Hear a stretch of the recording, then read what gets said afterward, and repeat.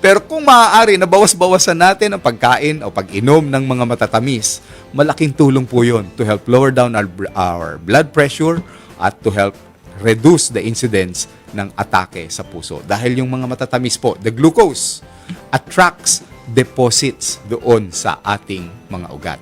Nagets po ninyo, no? Ehersisyo is also a very big factor para tayo gumaling. Maraming mga tao ang may mga karamdaman sa puso, nakahilata na lang, nanonood na lang ng TV, Netflix na lang maghapon. Hindi po. Kasi pala, ang isa sa napakagandang panlaban sa atake sa puso, yung tinatawag na HDL or high density lipoprotein. Yung LDL, bad cholesterol yun, di ba? HDL, good cholesterol yun.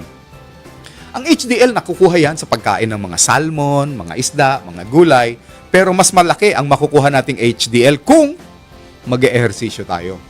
By exercising, we produce very good cholesterol to fight off the bad cholesterol. So, kailangan po natin ng ehersisyo, kailangan natin ng tamang pagkain, hindi lang yung maaalat, pati matatamis at mamantika, kailangan natin kumain ng gulay. Kasi yung gulay po pala, talagang pangwalis po yan . Gulay at prutas. And also, nabanggit natin kanina, to relieve ourselves of too much stress. Sabi nga kanina doon sa ating commercial, kailangan matuto po tayong mag-trust in God. Maraming mga bagay na pumapasok sa ating isipan, nangyayari sa ating kapaligiran, wino-worry natin, pero there are things na we have no control of. So, kailangan mag-trust na lang tayo. Sabi nga kung yung mga ibon, hindi naman nagtatrabaho, pero patuka-tuka, nabubuhay. Tingnan yung mga paru-paro, kita yun, nasa Bible po yun. Ang gaganda ng kanilang kulay, hindi naman sila nabili ng mga fashionistang mga damit. That means, inaalagaan po sila ng ating pong may kapal. Ganon din po tayo.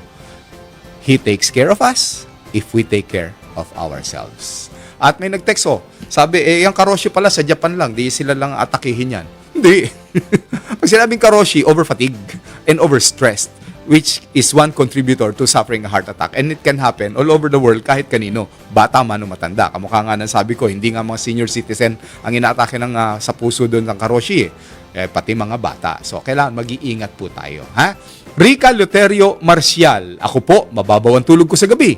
Tapos minsan ko po, naglalakad ako, parang sinasakal po ako. Ano po kaya ito? Sleepwalking. Ba kailangan dapat magpunta kayata sa isang doktora? Siguro neurologist, or psychiatrist, or psychologist.